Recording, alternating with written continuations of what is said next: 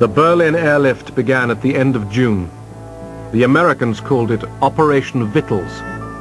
The British, Plain Fare. The airlift had to deliver 2,000 tons of supplies a day.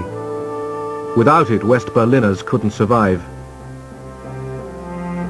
They had coal for only 45 days and food for only 36.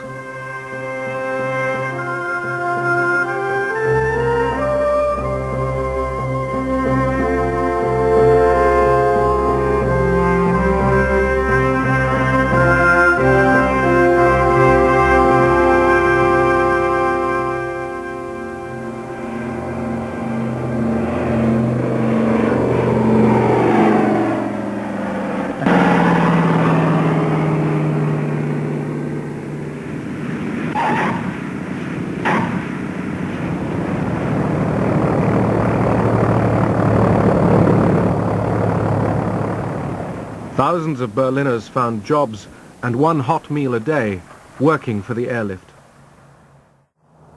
Each of the larger planes carried 9 tons. We could unload each plane in roughly 7 minutes. That was 9 short tons of coal.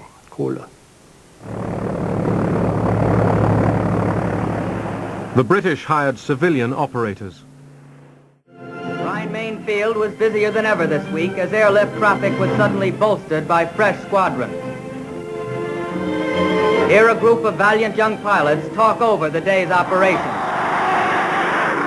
Mensch, bei dem Wetter willst du starten? Na klar, Mensch, Italiener warten auf mir. The blockade and the airlift went on. We flew everything. I mean, medical supplies, newsprint, but the coal was the biggest thing, and it was the biggest problem, too. The coal dust would seep in on the floors and the control cables, make it difficult to control the airplane. So we flew with our escape hatches out in the back to suck out the dust. Big Easy 6-4, I have you in contact over the Tempelhof range. If you'll pick up a heading now to get you over the planter beacon, coming down very nicely. Now you're starting to go a little bit above your glide path.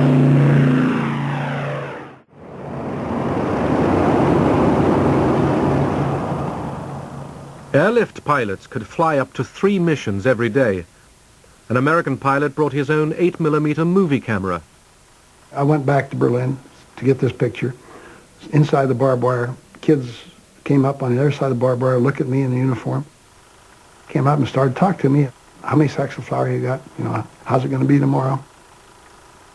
They got off the subject of flour very quickly, on the subject of freedom. They said, look, he said, someday we'll have enough to eat. Just give us a little. Just don't give up on us when the weather gets bad. We'll have enough. But if we lose our freedom, we may never get it back. And these kids were 8 to 14 years old. They blew my mind with their maturity, understanding of what was important. Halvorsen promised the children that he would return with chewing gum and chocolate dropped from tiny parachutes. It was amazing all the things they brought over in their planes. I still remember my youngest boy was there. When American soldiers dropped little parachutes with sweets, chewing gum and chocolate.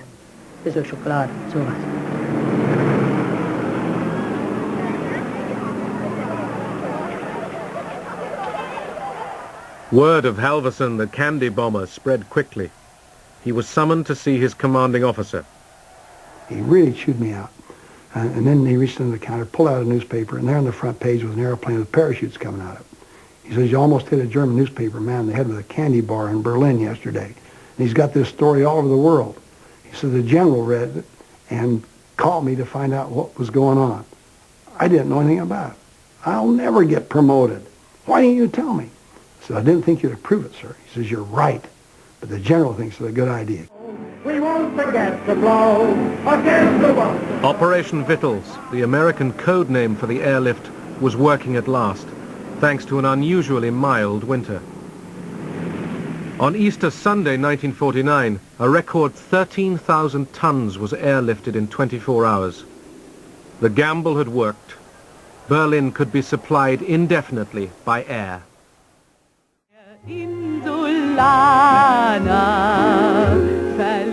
The Soviets had failed to drive the British, Americans and French out of Berlin. The Allied counter-blockade was hurting the Soviet zone. On May 12, 1949, Stalin called it quits. As midnight nears, tension mounts at the British frontier control post. Familiar with the old Russian habit of changing their minds when it suits them, seasoned campaigners could not quite grasp this new mood of cooperation. As on the stroke of 12, the barrier goes up and a British jeep leads the race into Berlin.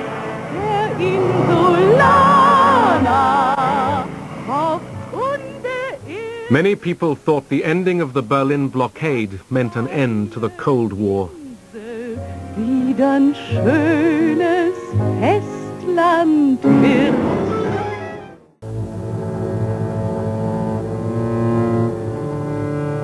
August 29, 1949. The Soviets detonated their first atomic bomb. The American nuclear monopoly was over. The world was now split down the middle by two competing superpowers. At its heart lay a divided Germany and a divided Berlin.